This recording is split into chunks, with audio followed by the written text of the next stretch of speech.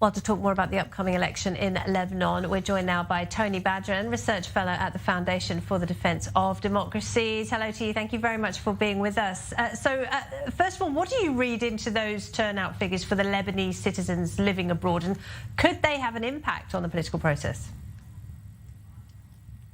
Thank you. No, I'm very skeptical about all of these things. In fact, we can start with these numbers. I mean, first of all, these are numbers that are going to be divided into multiple electoral districts and into multiple electoral lists. So we have no idea as to what impact they will have, if any, because they could be very diffuse. But more broadly, like to zoom out a little bit more, this whole debacle about the election is a little bit overwrought in the sense that it actually doesn't make much of a difference at all. We can go back and just look at recent parliamentary elections from 2005 onwards, where so-called anti-Hezbollah forces held the majority for a good decade. And what did that mean? Absolutely nothing, because the real power rests in Hezbollah's military power and demographic and financial power, but primarily military power. Second of all, as a result of that, all of these people who claim to be anti-Hezbollah opposition, Hariri included, ultimately had to partner with Hezbollah in one way or another. And it has the decisive vote in everything pertaining to policy and strategy in the country. So ultimately, this whole show is really an internal Lebanese folklore, but with no real ramification in terms of the actual balance of power in Lebanon and whatever strategic implications there are for Israel or for the United States. So you see no real impact of the fact that the main Sunni candidate Saad al-Hariri has pulled out, and that there will in fact be no representative from his party? Well, there might be representatives from his party. They're running as independents. I mean, he's trying to maneuver.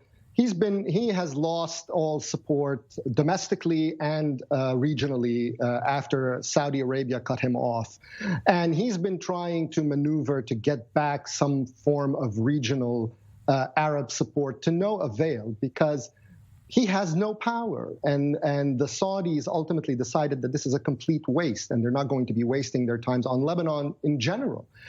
So he's trying to maneuver with this boycott move to show that without him, the Sunnis will be left voiceless or whatever. But he had his shot, and he is in many ways he provided Hezbollah with political gifts over the last decade.